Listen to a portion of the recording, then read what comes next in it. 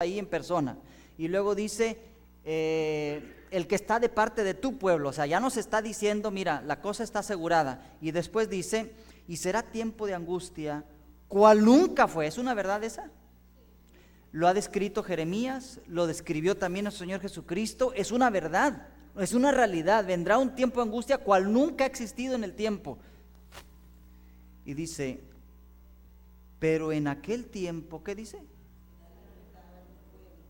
¿Y por qué no leemos esta segunda parte del versículo? ¿Se dan cuenta cómo las dos monedas están combinadas? Sí, habrá un tiempo de angustia, pero en aquel tiempo Dios te va a librar. ¿Tienes fe de que Dios te puede librar? Daniel 12:1. Dice aquí, hermanos, Salmo 27:5, porque en el día de la angustia me esconderá ¿en dónde? En su tabernáculo. En lo secreto de su tienda me ocultará, sobre una roca me pondrá en alto. Hermanos, hay una cosa que hoy en día aprenden las damas que están embarazadas, y es de que existe algo, porque los dolores de parto son dolores de parto. Y alguien dice, bueno, ¿por qué el Señor no nos, en vez de pasarnos por el tiempo de angustia, pues que se brinque el tiempo de angustia y pues ya de ahorita ya que venga, ya estuvo? O sea, no, ¿por qué tener que pasar por un tiempo de angustia? Y hoy en día las damas pueden tener esa opción. Se llama una inyección maravillosa que comienza con E y dice, ¿la está ahí? Se llama epidural. ¿No podrá Dios darnos una epidural salvífica? La epidural, hermano, no se puede dar antes de los dolores, porque entonces el bebé no puede nacer, tiene que haber ese empuje, ¿no? Pero llega un momento crítico en que sí se puede poner la epidural. Y se pone la epidural y se acaba el dolor por un tiempo. Y la mujer puede entonces descansar y puede entonces tener el bebé sin dolor. Y hermano, ¿no es eso una idea maravillosa para el tiempo del fin? Que el Señor nos dé una epidural salvífica. ¿Cuántos quieren una epidural salvífica? Mentirosos, todos la quieren. No levantan la mano, pero sí la quieren. Sí la quieren. ¿No sería bonito brincarnos hasta la venida de Jesús y ya no pasamos por el tiempo de angustia? Hermanos, hay algo que quiero decirles en esta mañana, y con esto terminaré con historia. Nosotros estamos en guerra, hermanos, y la guerra no se gana simplemente por pelear. Han habido ejércitos muy poderosos que pierden contra ejércitos muy pequeños. ¿Han visto eso en la historia? ¿Lo han leído? Y la gente se queda, ¿y cómo pasó esto? Pero hermanos, el ejército contra el cual usted y yo estamos luchando es un ejército que para nosotros es muy poderoso. Pablo nos dice que nuestra guerra no es contra ¿qué cosa? Principados, contra potestados, sino contra ¿qué? Autoridades en el aire. Estamos luchando contra Satanás, y tú y yo no podemos vencer a Satanás. Es una guerra a muerte. Y Satanás, hermanos, no es como cuando uno juega luchitas. Cuando uno era niño, ¿cuántos jugaron luchitas? ¿Cuántos perdieron? En las luchitas, hermanos, es de a mentiritas. Es de a mentiritas. Recuerdo una vez, hermanos, nunca en mi vida yo me peleé, nunca fui peleonero, pero una vez me peleé. Y me peleé porque mi mejor amigo, estábamos en la escuela y me dice, oye, dice, luchita después de la escuela. Y cuando a uno le dicen luchitas, ¿cuál es la imagen que uno tiene? Bueno, vamos a jugar de luchitas, ¿no? Un juego, ¿no? Y entonces le digo a mi hermano, y mi hermano me dice, mi hermano es mayor, y me dice, algo no me suena bien, me dice. Vamos a agarrar a los primos, dice, y vamos a ir, dice, pero algo no parece bien, dice, porque se está juntando con aquel, dice, y aquel no te quiere, dice. A mí se me hace que quiere pelearse contigo. Y entonces ya terminó las clases y luchitas, luchitas, que no sabía lo que eran las luchitas. Y llega y entonces bueno, y luchitas. Y el otro muchacho, que en aquel entonces era un buen amigo mío, trajo a otras personas y digo, Entonces cuando vi a la otra persona dije yo, se me hizo raro, ¿no?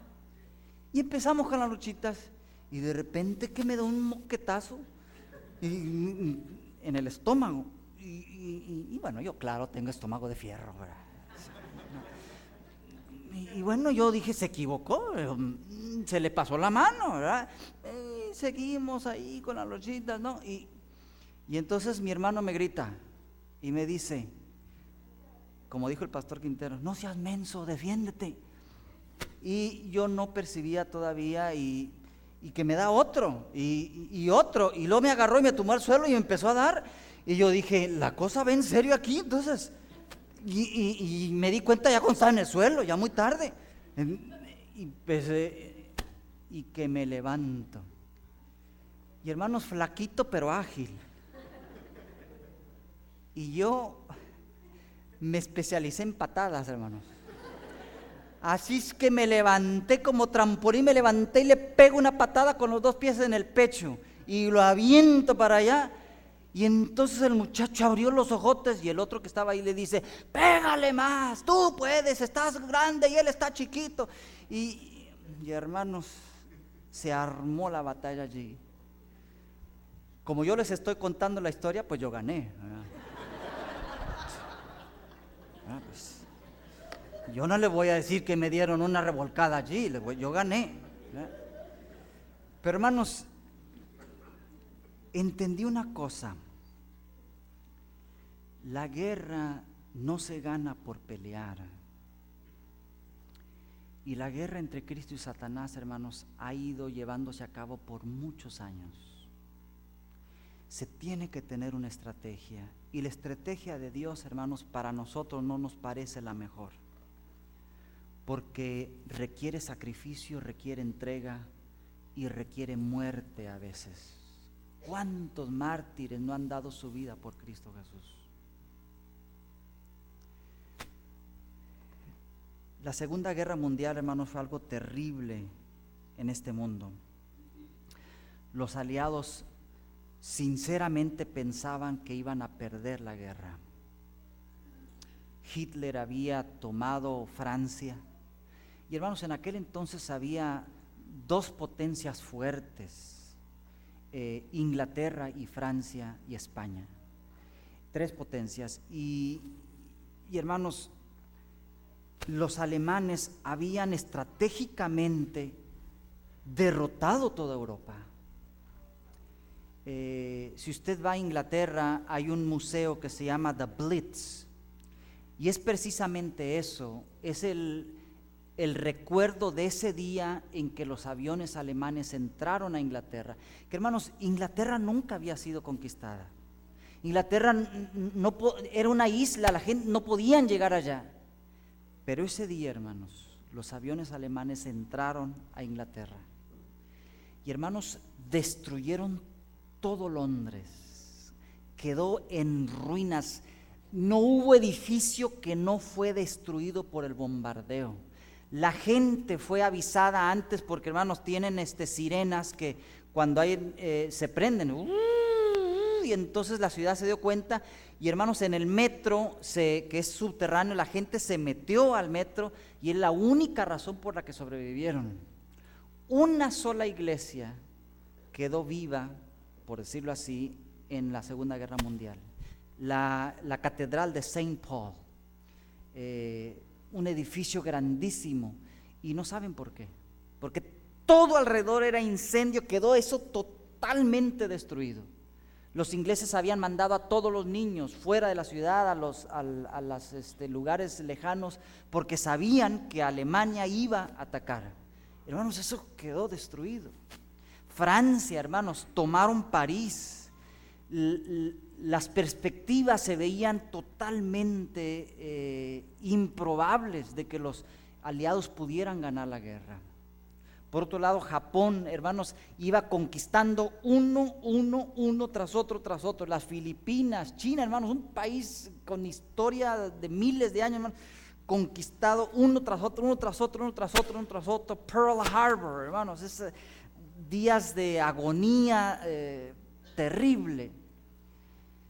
Y hermanos, general Eisenhower, fue comisionado para hacer una estrategia con Inglaterra, con Canadá y Estados Unidos para tratar de dar la vuelta a la guerra. Y esa estrategia es lo que ahora en día se llamó el D-Day. Y se planeó con mucho tiempo de anticipación.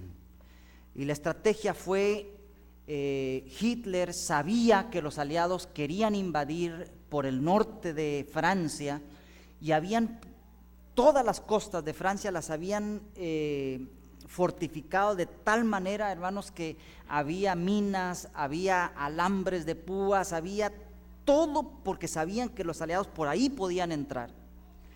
Y hermanos, la estrategia fue de tratar de engañar, y que el engaño fue efectivo, de que los aliados iban a atacar por el puerto de Calais, lo más cercano a Inglaterra. Y entonces mandaron mensajes, dobles espías, para dar la impresión de que ellos entendieran que por allí iban a entrar los aliados, cuando sería por otro lado, todo por el norte de Francia. Y hermanos, se planeó todo hasta el último detalle, y la fecha era el 5 de junio de 1944.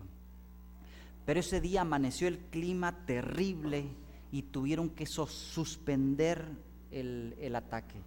Lo suspendieron por 24 horas y al siguiente día los meteorólogos decían que iba a estar mejor, 6 de junio de 1944.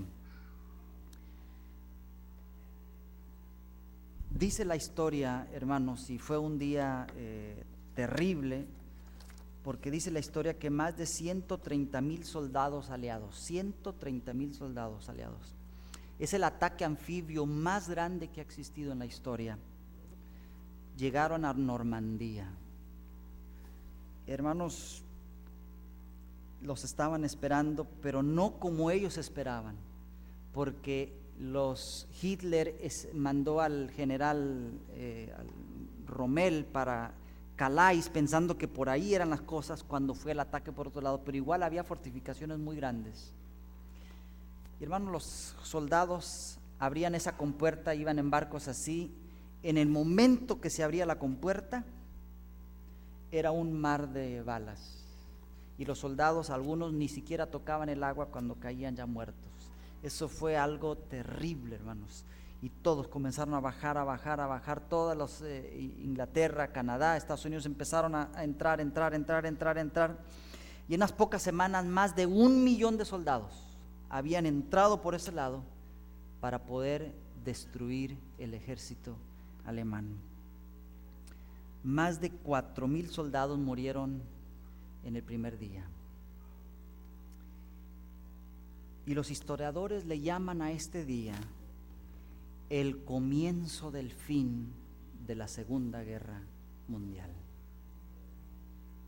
Y hermanos, pónganse a pensar un poquito. El general Eisenhower, la noche anterior, al tomar la decisión, sabía que al siguiente día miles de padres de diferentes países estarían llorando la muerte de sus hijos. Sabría que al siguiente día esos soldados valientes, algunos jovencitos, si acaso tal vez 17 años, ni siquiera iban a lograr pisar el agua cuando iban a caer muertos en la batalla. Sabía, hermanos, que iba a ser una carnicería. Fue tanto, hermanos, que el mar se puso rojo de sangre. Y el general, probablemente, hermanos, con un corazón quebrantado, da la orden: mañana se da el ataque. Hermanos, qué responsabilidad tan grande llevó ese general, de dar una orden en la que sabía que iba a haber muertos, que iba a haber una carnicería terrible, pero con un propósito, hermanos, uno solo: poder destruir al enemigo, poder comenzar a destruir al enemigo para poder ganar la victoria. Y hermanos, ese día fue el comienzo del fin de la Segunda Guerra Mundial. 3 meses después, Hitler se suicidaba y Alemania daba su último golpe para poder entonces entregarse. 3 meses.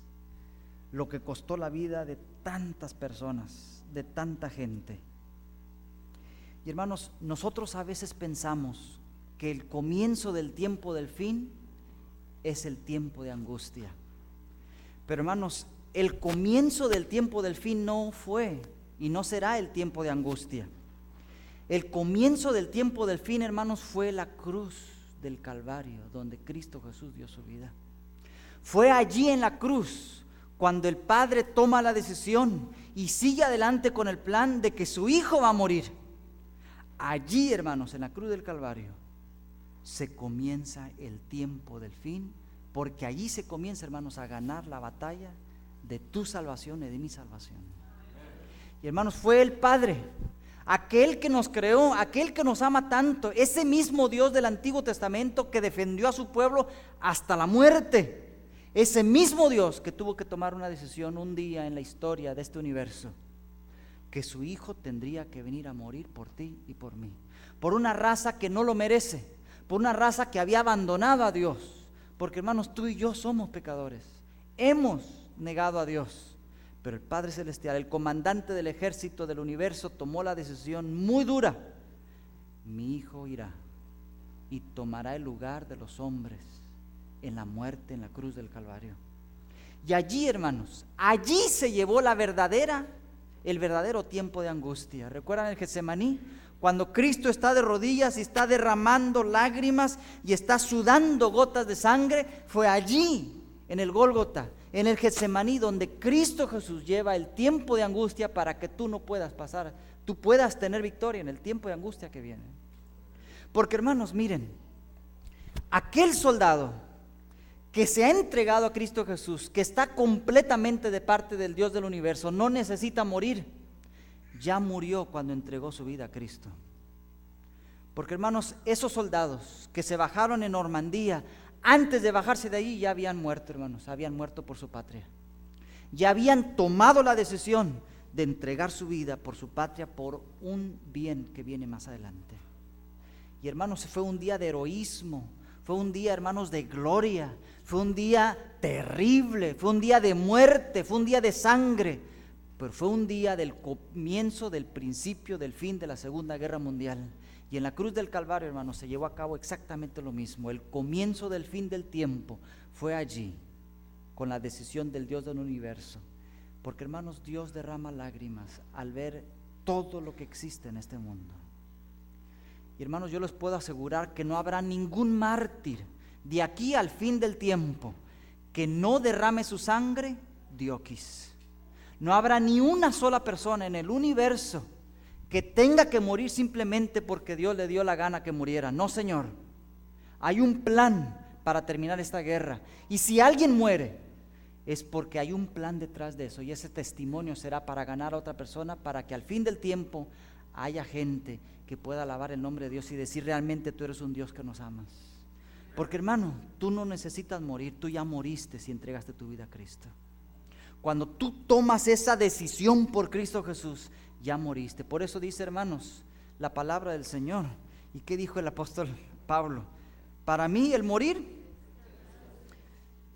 es ganancia, porque el vivir es Cristo. Yo ya morí por Cristo Jesús, así que la muerte es ganancia para mí. Y es por eso que la palabra de Dios dice: bienaventurados de aquí en adelante los que mueren en el Señor. Porque, hermanos, después del mensaje del tercer ángel, después de, hermanos, 1844, que se comienza el juicio, es bienaventurada la sangre que es derramada por Cristo Jesús, porque es un testimonio de que la victoria ya está ganada. Ya se ganó en ese corazón. Este cuerpo es un cuerpo mortal.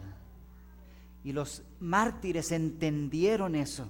Entendieron que su vida estaba ya asegurada. Entendieron que su vida en las manos de Cristo Jesús ya está la vida eterna. Que maten mi cuerpo, no importa. Mi vida está asegurada en las manos de Cristo Jesús. Porque después de cerrar mis ojos, lo próximo que veré será el rostro de mi querido Salvador. Y hermanos, en la guerra hay muchas, dicen en inglés, casualties. Mucha gente inocente que muere. Hay cosas que no entendemos usted y yo aquí. No las podemos percibir porque estamos en guerra. Pero hay una cosa que quiero decirles en esta mañana, hermanos. La guerra ya fue ganada. El tiempo de angustia ya fue llevado a cabo por ti y por mí. Sí, vendrá un tiempo difícil, pero ese tiempo difícil, cuando tu corazón esté entregado a Cristo Jesús, será el tiempo de victoria para Cristo Jesús. Porque se manifestará a ti, a través de ti, lo que Dios puede hacer a través de un ser humano cuando se entrega completamente a Dios.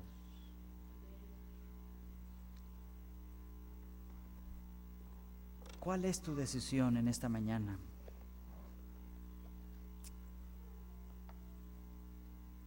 Ya no me asusta el tiempo del fin, hermanos. Me da tranquilidad de saber que el Dios que le dio la fortaleza a los mártires para cantar estando aún en la estaca, me dará a mí la fortaleza de delante de una corte de dar mi testimonio por Cristo Jesús. Me dará la fortaleza, si es necesario, de dar mi sangre por Cristo Jesús. Me dará la fortaleza y la entereza y las palabras para poder defender la causa de Cristo Jesús, para poder decir: yo sé en quién he creído.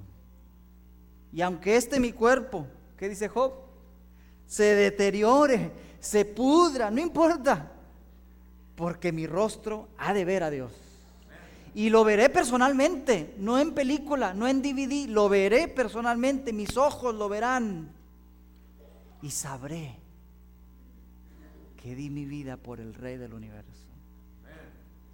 Hermanos, no pretendo en esta mañana clarificar todos tus pensamientos ni todas tus dudas, pero sí pretendo decirte que la batalla ya está ganada. Ya. El comienzo del fin del tiempo ya hace mucho que se comenzó. Y tú y yo, si por la gracia de Dios nos lo concede, podremos ser parte de ese último pueblo que estará parado delante de Cristo Jesús y del Cordero en el mar de cristal, que cantarán ese canto celestial y dirán: oh, maravillosas son tus obras, oh Señor Dios poderoso. ¿Quieres tú amar a ese Dios? Yo hace muchos años decidí amarlo, hermanos, cuando entendí lo mucho que Él me amaba. Cuando entendí que estoy en guerra, pero estoy, hermanos, por la gracia de Dios, de parte de los buenos. ¿No le gustaría estar de parte de los buenos? Hermanos, ahorita los buenos pareciera que van perdiendo. Sí. Y a veces cuando tú abres los ojos y ves alrededor, parecieras que está del parte mala, del parte del malo. Pero hermanos, les aseguro en esta mañana que si tú estás de parte de Cristo Jesús, tú estás en el lado correcto. Estás en ese lado que va a ganar. Va a ganar.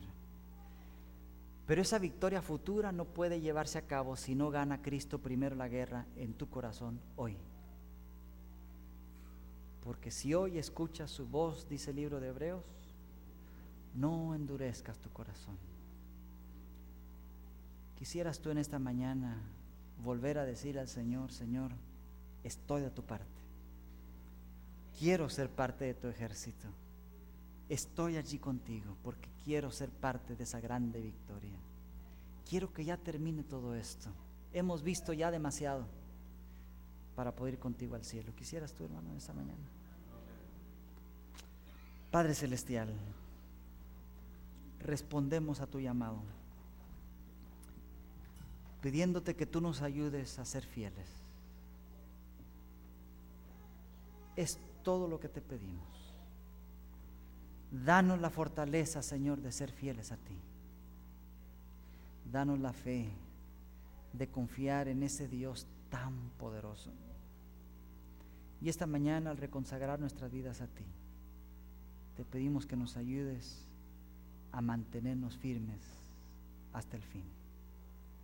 Que nos puedas dar la gracia de ver tu rostro para agradecerte por tanta bondad. Te lo pedimos en el nombre de Cristo Jesús. Amén.